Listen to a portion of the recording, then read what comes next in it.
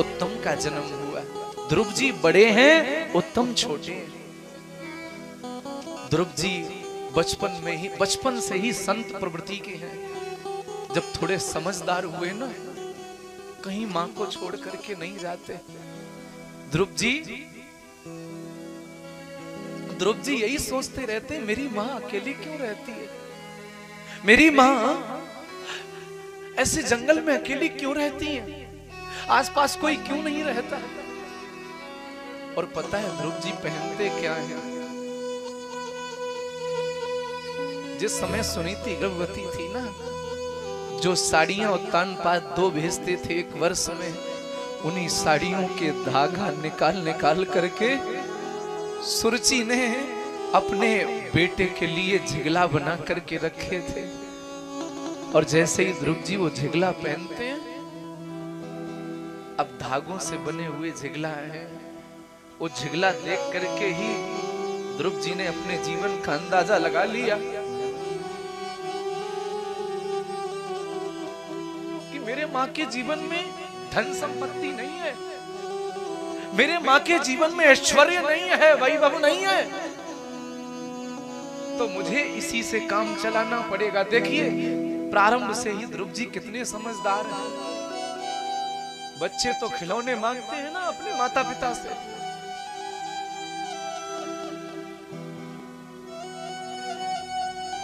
लेकिन ध्रुव जी ने अपने मां से कभी खिलौना नहीं मांगा।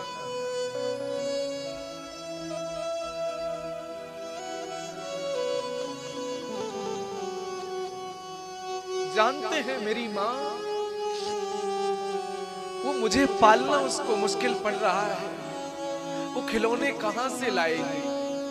मां कहती है बेटा तुम घर में लेटे रहते हो, बाहर खेलने क्यों नहीं जाते, बाहर जाओ ना बेटा। लेकिन ध्रुव जी नहीं जाते।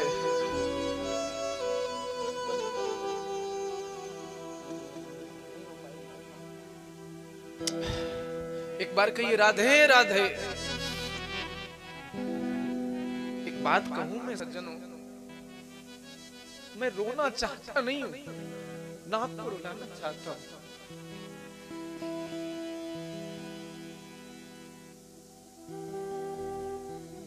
लेकिन जिसका जीवन गरीबी से गुजरा हुआ होता है ना,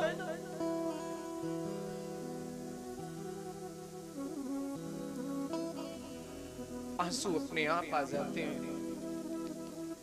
बैठ करके जो मैं कथा कह रहा हूं ना आपके सामने, इस शरीर ने इतनी सी उम्र में बहुत कष्ट झेले, इसीलिए आज मैं इतना भावुक हो रहा हूं। वैसे होता नहीं हूं, ये सब जानते हैं। अब मेरी स्थिति वो नहीं है कि मैं अपने सही शब्दों में कथा कह सकूं। न जाने क्या हो गया आज मुझे। यहाँ 11 वर्ष की आयु थी मेरी, जब मेरे पिताजी इस दुनिया को छोड़ करके चले गए। कोई दूसरा भाई नहीं, कोई दूसरी बहन नहीं, मैं और मेरी मां। तो इस शरीर ने वो सारे दिन देखे हैं, इसीलिए रोना अपने आप आ जाता है। मैं रोना चाहता नहीं, मैं रुलाना चाहता नहीं। तो ध्रुव जी कभी अपनी कुटिया से बाहर नहीं जाते। ध्रुव जी अपनी मां से कभी कुछ मांगते नहीं। मेरी मां कहां से ला करके देगी? जो घर में रूखा सूखा वही खाते हैं ध्रुव जी। कभी ये नहीं कहा कि मां आज मुझे ये खाना है, आज मुझे ये ला करके दो, मुझे ये मिष्ठान खाना है, मुझे ये खिलौना चाहिए। मां मैं यही झिगला पहन करके कब तक रहूंगा, मुझे अच्छे कपड़े चाहिए। कभी ऐसा ध्रुव जी ने नहीं कहा। ध्रुव जी का की उम्र थी ना, वो उम्र तो बचपन की थी सज्जनों, लेकिन ध्रुव जी ने अंदर से संन्यास सामानों ले लिया। उस बच्चे ने सब कुछ त्याग दिया अपने घर की परिस्थिति को देख करके।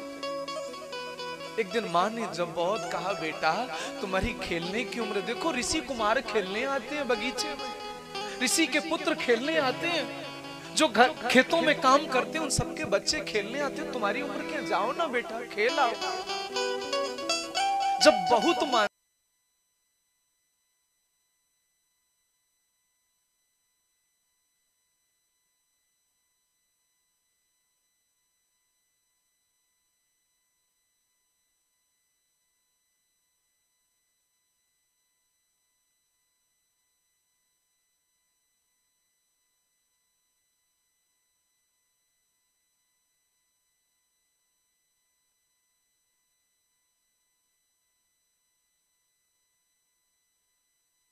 ध्रुव जी ने जैसे ही ये सुना कि पिता का पता नहीं है, ध्रुव जी रोते हुए आए अपनी माँ के पास और माँ की गोद में लेट गए और दोनों हाथ गले में डाल करके माँ के मुख से मुख जोड़ करके कहते हैं, माँ इसीलिए मैं खेलने नहीं जाता था।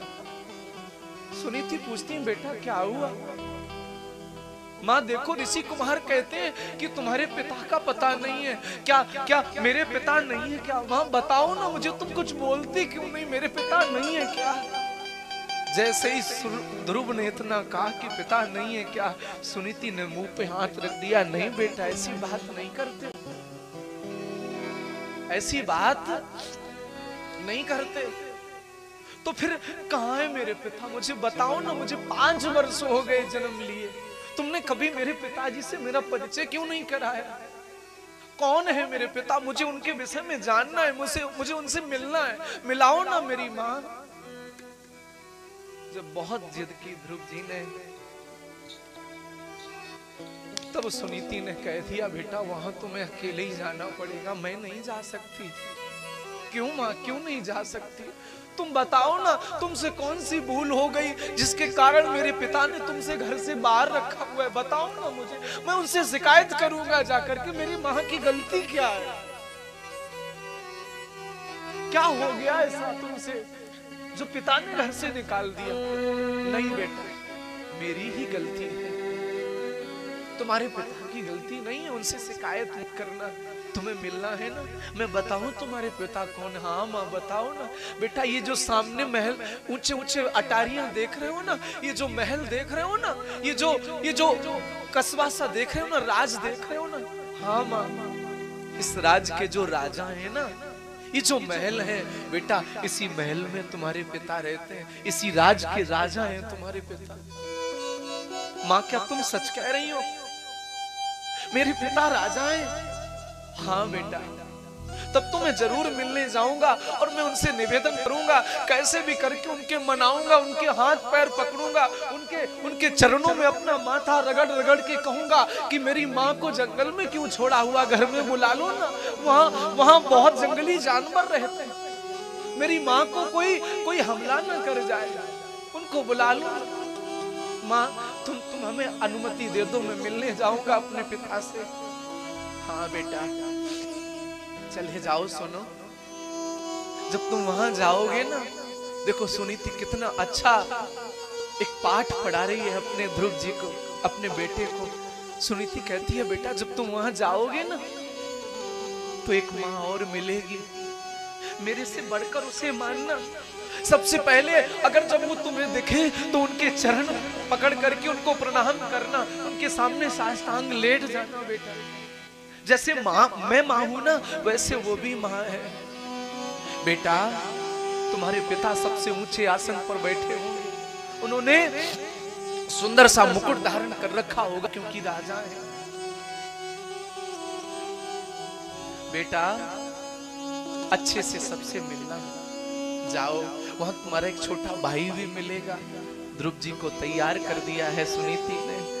आज ध्रुव जी बड़े खुश हैं, मैं पिताजी से पहली बार मिलूंगा, कितना आनंद होगा, मैं उनकी गोद में बैठ करके खूब खेलूंगा, पिताजी मुझे खिलौने देंगे, क्योंकि माँ तो गरीब है ना, लेकिन पिता के पास धन है, इसलिए जो मैं माँ से न मांग पाया हूं मैं अपने पिता से मांगूंगा। ध्रुव जी सोचते हुए जा रहे हैं, अपने भाई से मिलूंगा, हम दोनों खिलौने से साथ साथ महलों में खेलेंगे। ध्रुव जी इतने अच्छे विचार लेकर के जा रहे हैं। और जैसे ही सज्जनों आज महल के द्वार पर पहुंचे ध्रुव जी को नहीं पता था कि जो उन्होंने सोचा है अपने मन में उससे ठीक विपरीत होने वाला है। जैसे ही द्वार पर ध्रुव जी पहुंचे, आहा, द्वारपालों ने रोका, कहां जाते हो, किसके बेटे हो? मैं, मेरा नाम ध्रुव है। हाथ जोड़ करके कहते हैं मेरा नाम ध्रुव है। मेरी माँ सुनीति जंगल में रहती है, मैं राजा का बेटा हूं। कथा में ध्यान दें आप सब लोग।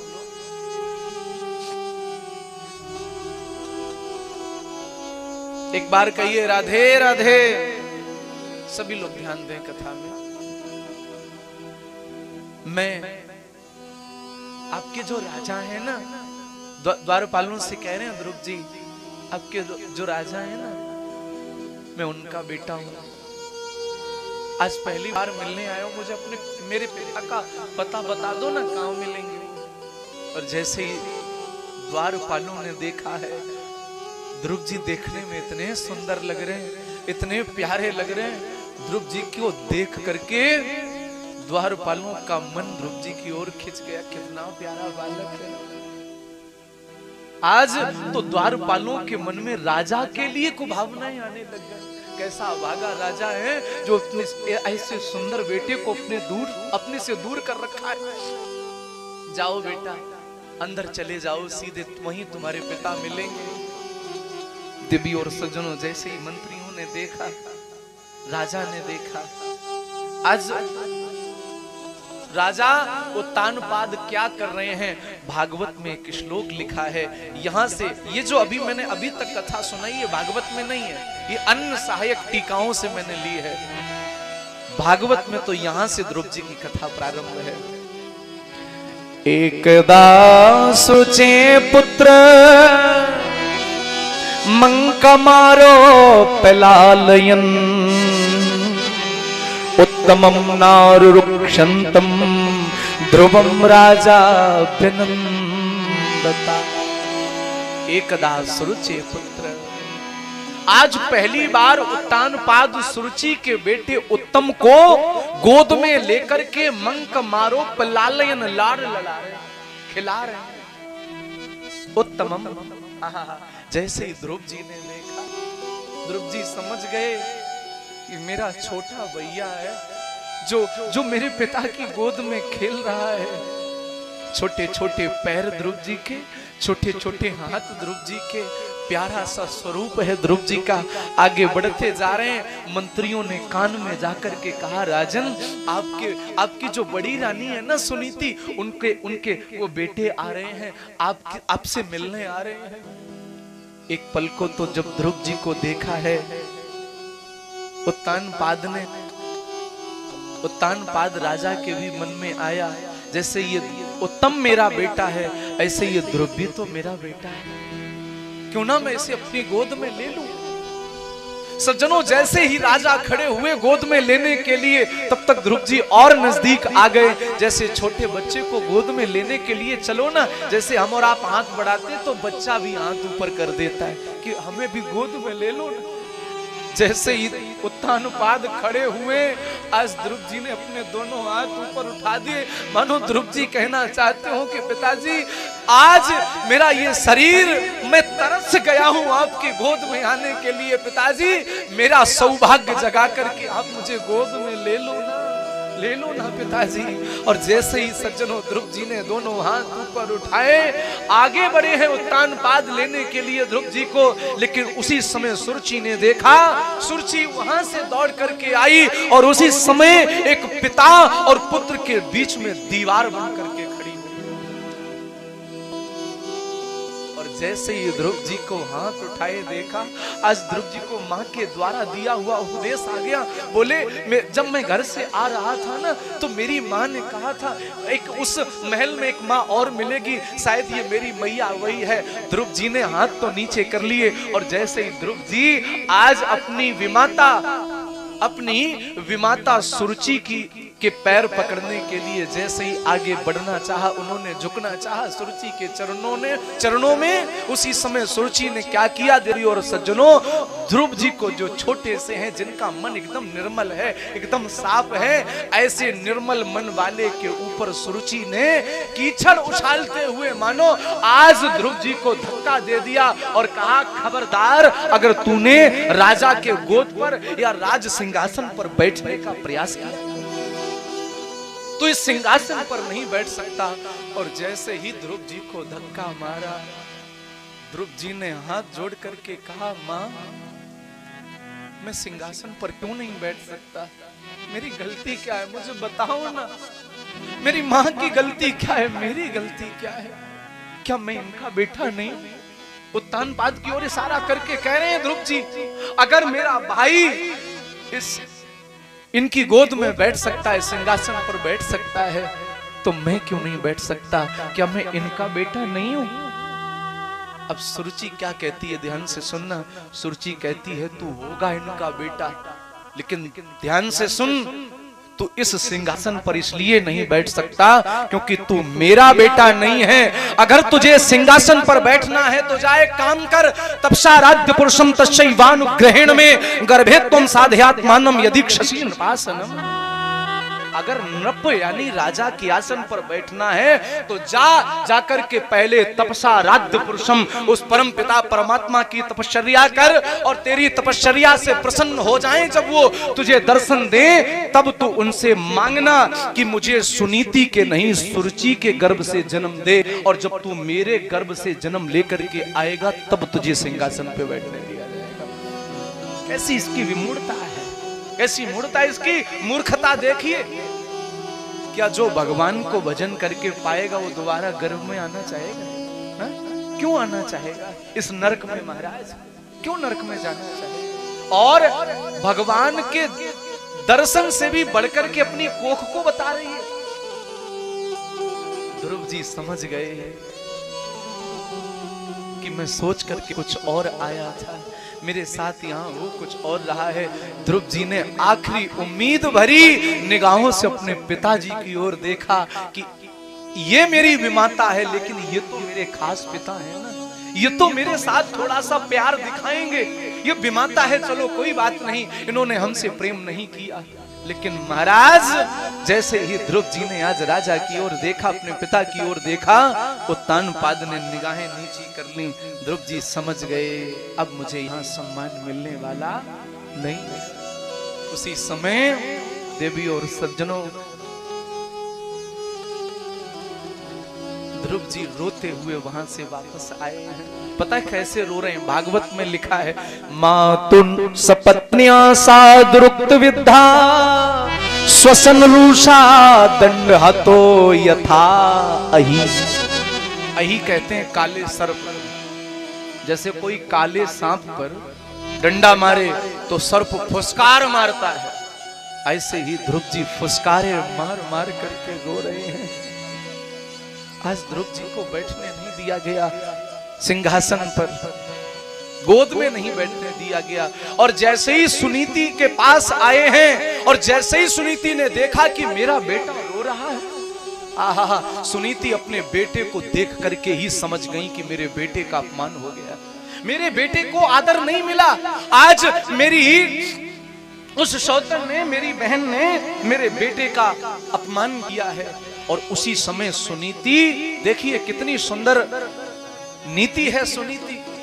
सुनीति अपने बेटे को समझाने के लिए बैठ गई, इसलिए कि कहीं मेरे बेटे के अंदर बदला लेने की भावना ना आ जाए, कहीं वो ये ना सोचे कि मेरी विमाता ने मेरा अपमान किया है तो मैं जब बड़ा हो जाऊंगा तो मैं भी उसका अपमान करूंगा। इसलिए सुनीति पहले ही समझा रही है, आतिष्ठ तत्तात विमत सरस्त्वम मुक्तम समत्रापि यत् विलीकम। भागवत में लिखा, आतिष्ठ विमत सरस्त्वम, बेटा मैं जानती हूं तेरे अंदर मत्सरता नहीं, तेरे अंदर जलन की भावना नहीं है। बेटा मैं जानती हूं तुझे सिंहासन पर बैठने नहीं दिया गया। देखो कितना सुंदर सीख दे रही है सुनीति। सुनीति कहती है, बेटा ध्यान रखना, सिंहासन पर बिठाना या सिंहासन से गिराना सबके बस की बात नहीं है। यदि आप, हे बेटा, यदि तुम पूर्ण निष्ठा से भगवान का भजन करोगे तो मैं विश्वास के साथ में कह रही हूं, एक ना एक दिन परमात्मा तुम्हें अपनी गोद में जरूर बिठाएगा, जरूर बिठाएगा। बेटा मैं जानती हूं तुम्हारे अंदर बदले की भावना नहीं है, तुम किसी का बुरा नहीं चाहते। सुनीति कह रही है, बेटा तुम किसी का बुरा नहीं चाहते। ध्रुव जी कहते हैं, मां जब मैं किसी का बुरा नहीं चाहता तो दुनिया वाले मेरा बुरा क्यों चाहते हैं? नहीं बेटा, तुम्हारा कोई बुरा नहीं कर पाएगा, तुम बिल्कुल चिंता मत करो। बेटा तुम एक काम करो, तुम्हारी भी माता ने जितनी भी बातें कही हैं वो सब बातें कीचड़ के समान हैं, लेकिन बेटा उसी कीचड़ में एक कमल खिला है, बस उस कमल को तुम पकड़ लो, बाकी सब कीचड़ को भूल जाओ। ध्रुव जी रो करके कहते हैं, माँ कौन सी कमल वाली बातें कही है मेरी माँ ने?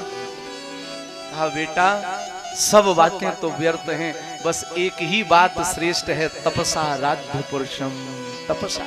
बेटा तुम संत हो जाओ, साधु ऐसा चाहिए, अरे जैसा सूप सुबह सार सार को गही रखे और थोथा दे उड़ा।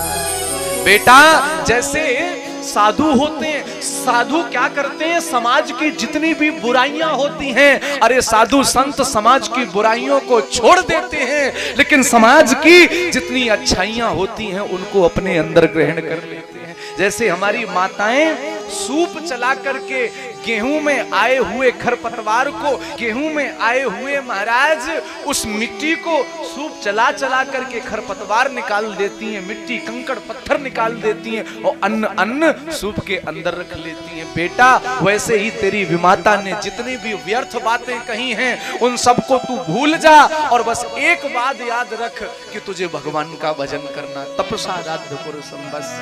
और सुनो बेटा, अगर तुम पिता की गोद में बैठोगे, ध्यान देना, कहा जाओ बेटा भजन करो, लेकिन भजन करना इस पिता की गोद में बैठने के लिए भजन मत करना। क्यों? क्योंकि अगर ये पिता गोद में बिठाएगा तो 10 मिनट 15 मिनट आधे घंटे बाद उतार देगा गोद से। जाओ बेटा भजन करना इस पिता को पाने के लिए नहीं, उस परम पिता को पाने के लिए भजन करना, क्योंकि अगर उसने एक बार अपनी गोद में बिठा लिया तो कभी भी जीवन पर्यंत अपनी गोद से तुम्हें उतरने ही नहीं देगा, उतरने ही। बेटा जाओ तुम चले जाओ और जाकर के भगवान का भजन करो। सुनीति कह रही हैं अपने ध्रुव जी से, बेटा तू जा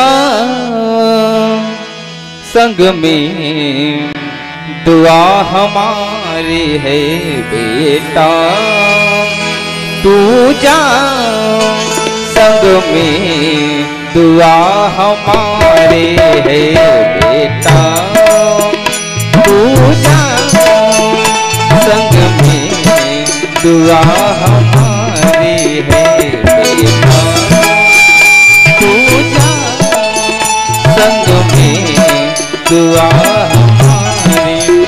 लाला तू जा, लाला तू जा संग में दुआ हमारी है, बेटा तू जा संग में दुआ हमारी है।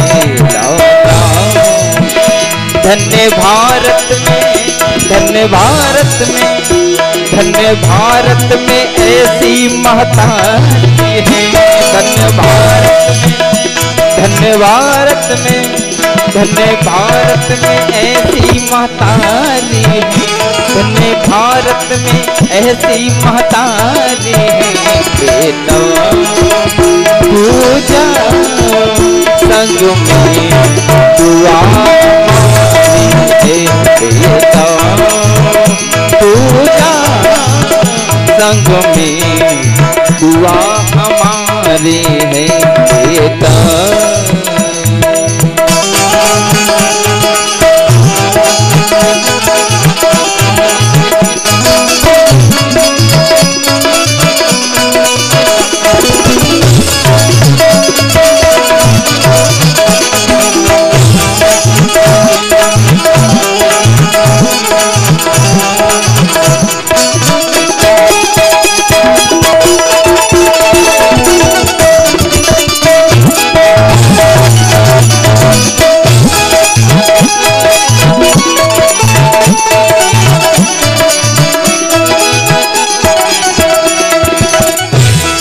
तुमको जाना है, प्रभु को पाना है, तुमको जाना है, प्रभु को पाना है।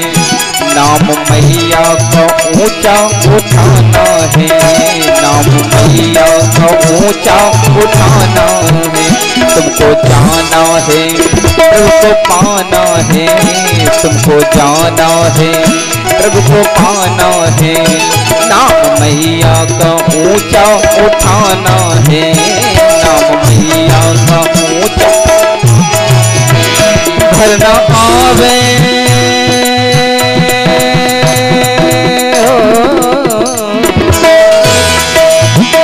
भरना आवे, भरना आवे, भरना आवे ये अखियां हमारी हैं, भरना आवे ये अखियां हमारी हैं।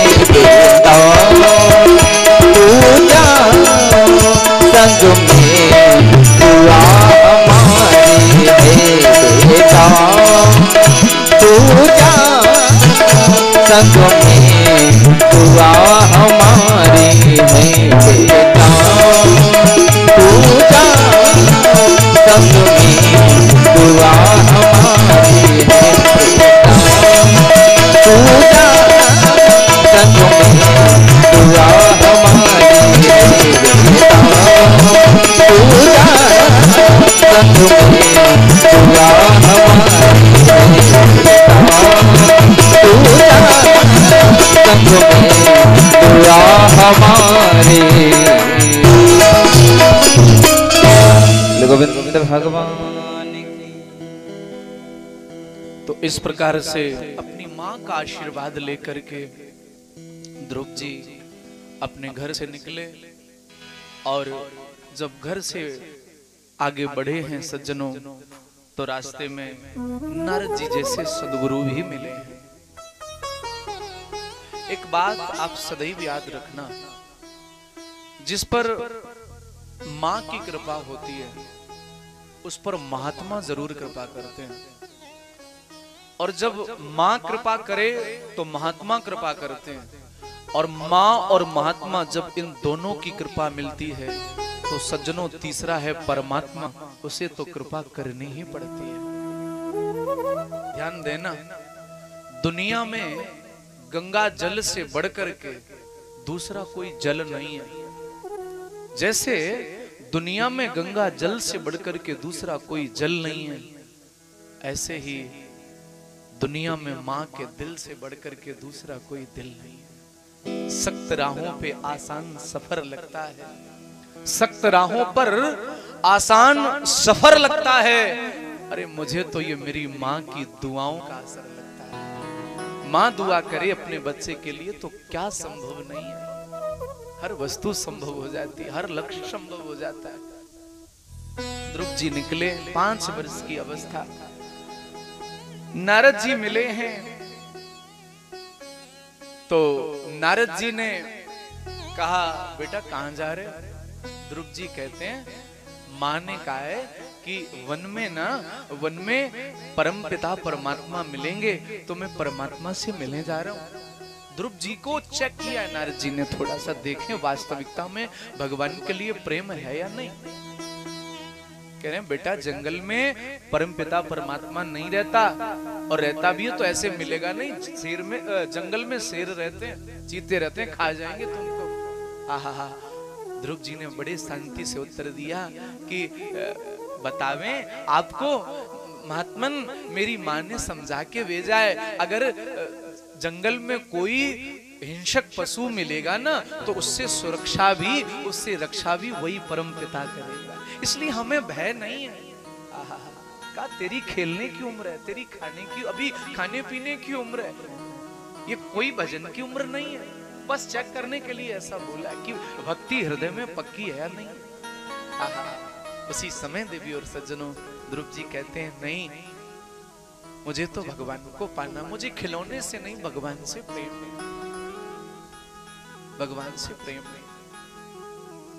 ध्रुव जी पूर्व जन्म की कथा कुछ संत सुनाते हैं। ध्रुव जी पूर्व जन्म में भी बहुत बड़े भगवान के भक्त थे, एकांत में जंगल में भजन करते थे। भगवान ने सोचा अगर इसने 5 महीने तप और कर लिया, 5 महीने तप और कर लिया तो फिर मैं इसे दर्शन दे दूंगा। लेकिन हुआ क्या, ध्रुव जी की तपश्चर्या बस 5 महीने बची थी लगभग। उसी समय उसी जंगल में एक बहुत बड़े राजा आकर के ठहर गए, डेरा लगा लिया अपना। बड़े उनके साथ में उनके सेवक, रानी महारानी, दास दासियां सब महाराज चल रहे हैं। जब ध्रुव जी ने पूर्व जन्म में जब इन्होंने देखा कि भैया ये तो राजा है और राजा महाराजाओं का जीवन इतना अच्छा होता है, बस वहीं से बात बिगड़ गई। भौतिक साधन देख करके भी अगर मन ललचा गया ना, चमचमाती कार देख ली किसी की, ओ हो इतनी बढ़िया कार लाऊंगा मैं भी एक दिन, अब उसके लिए चाहे कुछ करना पड़े, तो ये जो मन में जो इच्छा आ गई ना, चाहे कुछ करना पड़े, बस यहीं से चोरी शुरू, यहीं से ठगी शुरू, यहीं से मिलावट शुरू। महाराज ध्रुव जी ने देख लिया, अरे भैया राजा महाराजाओं का जीवन इतना बढ़िया होता है, हम भी राजा बनेंगे, तो बस यहीं से काम गड़बड़ हो गया। तो फिर बाद में एक जन्म लेना पड़ा और 5 महीने तपस्या की। 6वें महीने में परमात्मा मिल गए। वो 5 महीने जो कम पड़ गए थे और फिर बाद में राज सुख वो मिला जो जैसी इच्छा थी ध्रुव जी की। तो कहा जब नारद जी ने परख लिया तो फिर वैष्णव रीति से कान में 12 अक्षर मंत्र बोल दिया, गुरु दीक्षा दे दी, दीक्षा दे दी अपने शिष्य को। ओम नमो भगवते वासुदेवा, ये 12 अक्षर का कहा जाओ बेटा, तत्तात गच्छ भद्रम ते यमुना यास तटम सुचि और पुण्यम मधुबनम यत्र सानिध्यम नित्यदा हरे। जहां नित्य हरि का सानिध्य है ऐसे वृंदावन में तुम चले जाओ, वृंदावन चले। नारद जी ने ध्रुव जी को आदेश किया, ध्रुव जी पहुंचे हैं और ध्रुव जी ने यमुना जी में स्नान किया और एक दिन व्रत किया। अगली सुबह उन्होंने क्या किया, अपनी तपश्चर्या को प्रारंभ कर दिया। पहला महीना जब ध्रुव जी की तपश्चर्या का लगा है तो कैसे भजन कर रहे हैं, ध्यान देना। ध्रुव जी के इस चरित्र में से कुछ सीखना। भागवतकार लिखते हैं, त्रिरात्रांते त्रिरात्रांते कपित्थ बदरासन आत्मव्रत अनुसारेण माशम निन्ने अर्चनम हरिम। पहला महीना जब ध्रुव जी की भक्ति का लगा तो त्रिरात्रांते त्रिरात्रांते कपित्थ बदरासना, ऐसा भागवत में श्लोक है। 3 दिन के अंतराल में 3 दिन तक कुछ नहीं खाते, इसके बाद क्या खाते, कपित्थ। कपित्थ माने कैथ का फल, कैथे का फल, कैथ का फल, और बदरी माने बेर का फल। वो भी तोड़ करके नहीं, जो बेर अपने आप टूट के नीचे गिर जाए, जो कैथ का फल टूट के अपने आप नीचे गिर जाए, वही पाते हैं ध्रुव जी। 3 दिन के अंतराल में 1 महीना ऐसे ही निकाला। दूसरा महीना जब लगा ध्रुव जी की भक्ति का तो कैथ के फल और बेर के फल खाना बंद कर दिया। फिर क्या खाते हैं, सूखी घास और सूखे पत्ते चबा लेते हैं, पानी पी लेते हैं और भजन करते हैं। धीरे धीरे देखो कैसे त्याग कर रहे हैं। एकदम से त्याग नहीं होगा, चाहो कि आज ही सब कुछ छोड़ दें, नहीं होगा, कभी नहीं हो सकता। पत्ते हरे नहीं तोड़ते हैं, अगर हरे पत्ते तोड़ेंगे तो पाप हो जाएगा। जो पत्ते पक करके अपने आप नीचे गिर जाएं और सूख जाएं, उन्हीं को ध्रुव जी साफ कर लेते हैं पानी से और उसी घास को, उसी पत्ते को खा लेते हैं सूखे। 2 महीने हो गए, तीसरा महीना लगा, अब तो पत्ते खाने, घास खाना भी बंद कर दिया। क्या खाते हैं, खाते ही नहीं, अब तो खाना बंद, बस पीते हैं जल। जल पी लेते हैं, वो भी 9 दिन के अंतराल में। पहले महीने में 3 दिन का अंतराल रखा, दूसरे महीने में 6 दिन का अंतराल रखा और तीसरे महीने में 9 दिन तक कुछ नहीं खाते। 9 दिन बाद पानी पीते हैं, बस भजन कर रहे हैं। ऐसा कठिन तप। चौथा महीना लगा तो 3 दिन और बढ़ा दिए। 12 दिन के अंतराल में अब तो पानी पीना छोड़ दिया, वायु पी लेते हैं, सांस ले रहे हैं, वायु पी करके भजन कर रहे हैं। 5वां महीना जब पूरा हुआ, अरे भैया महाराज ध्रुव जी ने अब तो श्वास को भी लेना बंद कर दिया। एक पैर के अंगूठे के बल पर खड़े होकर के जैसे ही हरि का चिंतन करने लगे, ध्रुव जी के श्वास रोकने पर समस्त जीवों का श्वास प्रश्वास रुक गया। सभी लोक और लोकपाल घबराए, चिड़ियों ने चहकना बंद कर दिया, हवा ने बहना बंद कर दिया, फूलों ने महकना बंद कर दिया। उसी समय समस्त देवताओं की श्वास पर श्वास रुक गई, सबका ऑक्सीजन लेवल गड़बड़ा गया। जैसे अभी ऑक्सीजन सिलेंडर खत्म हुए थे ना कुछ समय पहले, सब के खत्म महाराज। सब देवता भागे भागे भगवान के पास पहुंचे और देव उच्च देवता कह रहे हैं, नैवं वेदामो भगवन प्राण रोधम चराचरस अखिल सत्य धामना अविदेहि तन्नो ब्रजनाथ विमोक्षम प्राप्तम वयम त्वाम शरणं शरणं।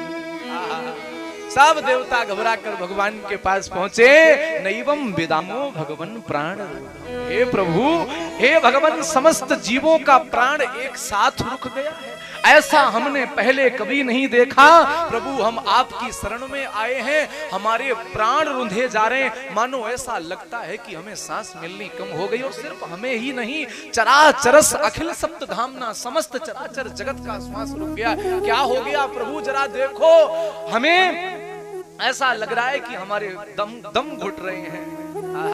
जैसे ही भगवान से प्रार्थना की देवताओं ने, भगवान ने देवताओं को आश्वासन दिया, चिंता मत करो, मेरा छोटा सा भक्त है 5 वर्ष का, वो भजन कर रहा है, अभी जाकर के उसका ऑक्सीजन लेवल नॉर्मल करूंगा, वो सांस रोके खड़ा है, तुम सबका ऑक्सीजन अपने आप नॉर्मल हो जाएगा। भगवान गरुड़ जी पर सवार हुए, आए हैं वृंदावन, बोलो वृंदावन बिहारी लाल की जय हो। ध्रुव जी ध्यान में खड़े हैं, जिस छवि का ध्यान ध्रुव जी अपने मानस पटल पर कर रहे थे, उस छवि को भगवान ने वहीं से खींच लिया। और जैसे ही ध्रुव जी के उस मानस पटल से वो छवि गायब हुई, ध्रुव जी की आंखें खुल गईं। और जैसे ही आंखें खुली तो ध्रुव जी क्या देखते हैं, जिस छवि को अपने मन में बसाए थे वही छवि सामने खड़ गई।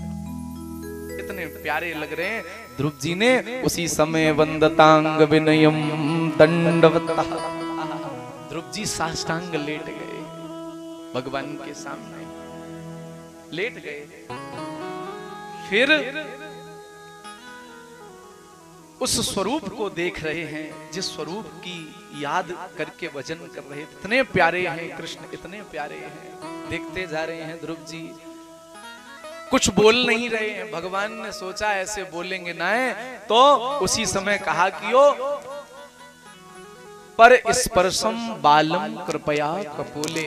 भगवान ने अपने शंख को ध्रुव जी के गाल से स्पर्श कराया तो ध्रुव जी की सोई हुई वाणी जग गई। ध्रुव जी भगवान की स्तुति कर रहे हैं, योन्तः प्रविश्य मम वाचिमां प्रसुप्तां संजीवयत् अखिल सत्तधरा स्वधाम्नः अन्यास्य हस्तचरण समण त्वगादीन् प्राणान् नमो भगवते पुरुषाय तुभ्यम्।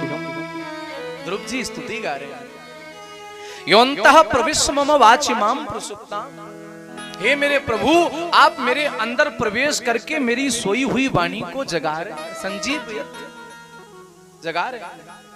आज मेरे हाथ आपको प्रणाम कर रहे हैं, ये आपकी कृपा है, मेरे चरण आपकी ओर चल के आ रहे हैं, ये मेरा परम सौभाग्य है।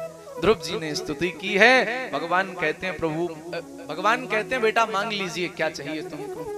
कहा प्रभु क्या मांगे, मुझे तुम मिल गए तो सारी दुनिया, आप मिल गए मैं और क्या चाहिए।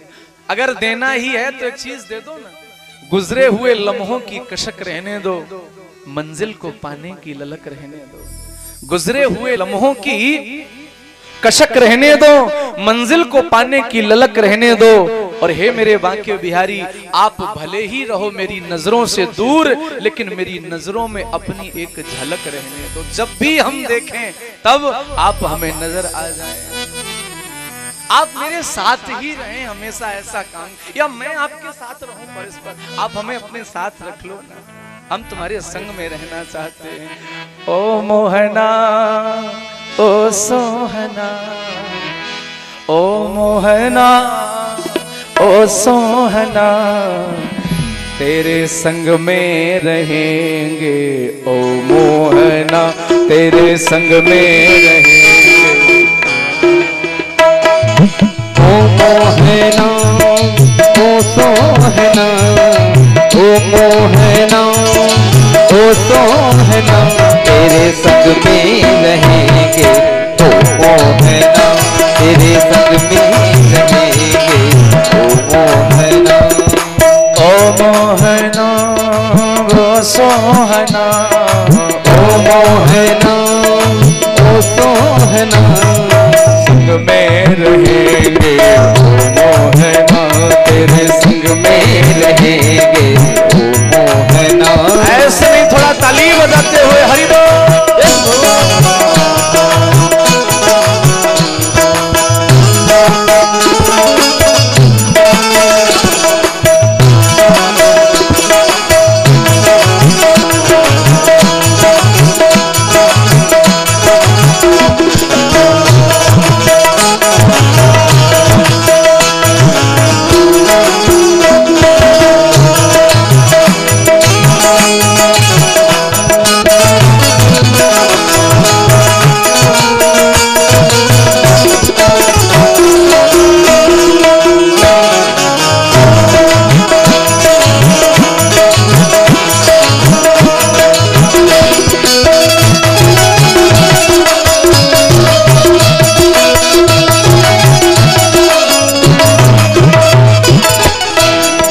मानो ध्रुव जी यही कह रहे हो कि हे मेरे प्रभु, तुम चंदन बनो हम पानी बने, तुम चंदन बनो हम पानी बने, तुम चंदन बनो हम पानी बने, तुम चंदन बनो हम पानी बने, तुम चंदन बनो हम पानी बने, तुम चंदन बनो हम पानी बने।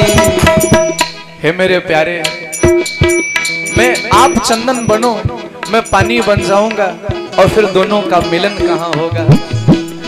मस्तक पर मिलेंगे ओ मोहना, मस्तक पर मिलेंगे ओ मोहना, मस्तक पर मिलेंगे ओ मोहना, मस्तक पर मिलेंगे ओ मोहना। ओ मोहना ओ सोहना, ओ मोहना, ओ सोहना, ओ मोहना ओ सोहना, ओ मोहना, ओ सोहना, तेरे संग में रहेंगे ओ मोहना, तेरे संग में रहेंगे ओ मोहना।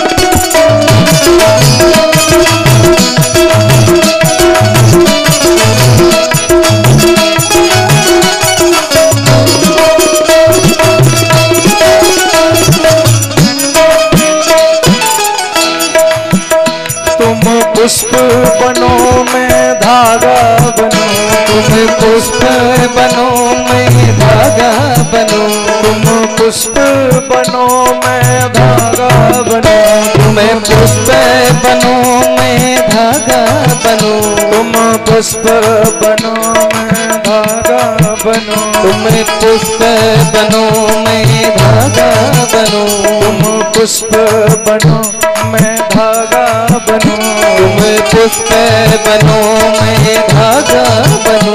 माला में मिलेंगे ओ मोहना, माला में मिलेंगे ओ मोहना, माला में मिलेंगे ओ मोहना।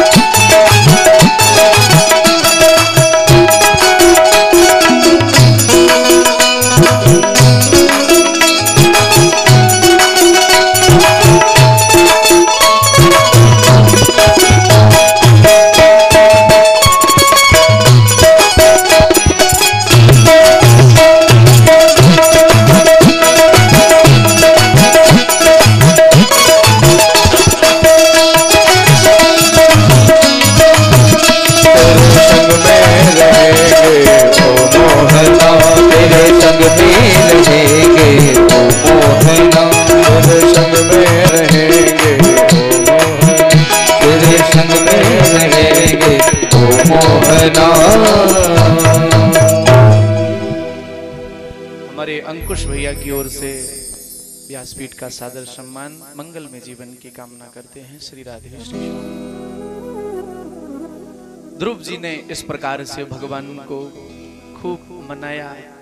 बाद में फिर मांगा भी कि प्रभु अगर इच्छा ही है देने की तो भक्ति मोह प्रहवताम तो इमें प्रसंगो बोयार्यंत महता मम लाशयाना। हे प्रभु आप मेरे जीवन में भक्ति दे दीजिए। का बेटा वो तो सब मैं दूंगा ही तुमको, लेकिन मैं जानता हूं तुम्हें सिंहासन पे नहीं बैठने दिया गया था।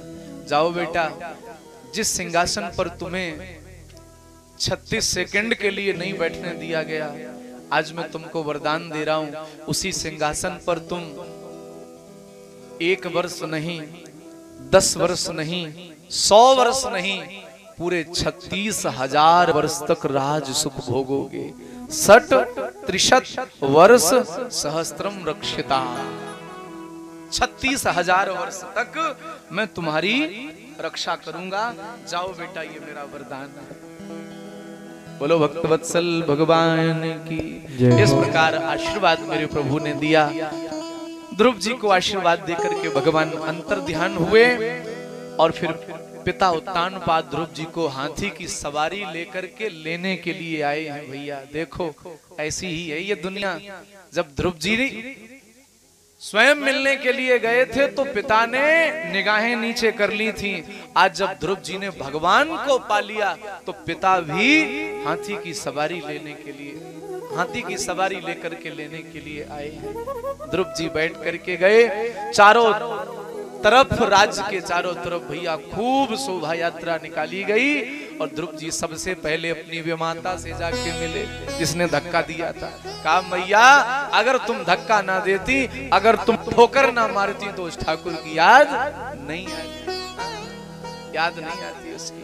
धन्यवाद है माँ, तुम तो मेरी गुरु हो। इसके बाद अपनी माँ सुनीति से मिले हैं, उनको लेकर के महलों में आए। सज्जनों, आगे उत्तानपाद ने ध्रुव जी को गद्दी पर बिठाया। इला और ब्रह्मी से ध्रुव जी का विवाह हुआ। उत्कल और वत्सर आदि इनके पुत्र हुए।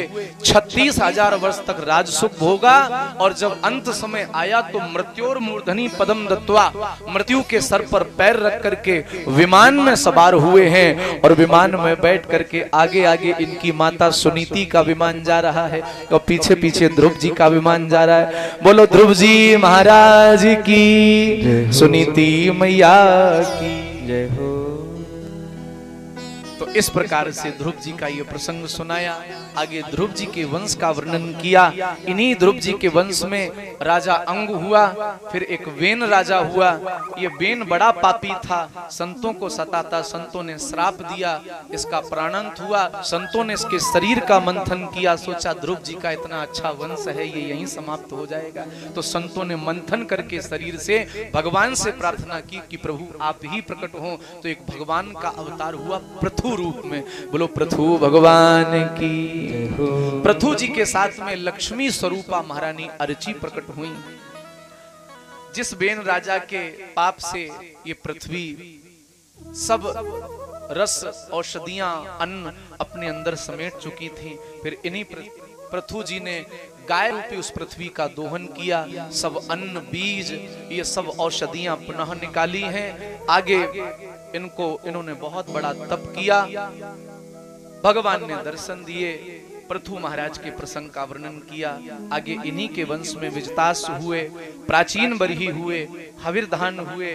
प्राचीन बरही के 10 बेटे हुए जो प्रचेता कहलाए और जिनको भगवान शिव ने रुद्र गीता सुनाई है। आगे भागवत में देवी और सज्जनों प्रियव्रत जी का प्रसंग है। महाराज उत्तानपाद के बड़े भाई प्रियव्रत मनु महाराज के बेटे हैं प्रियव्रत जी, जिनका एक ही संकल्प है, जिन्हें भगवान का भजन करना है। गंधमादन पर्वत पर नारद जी के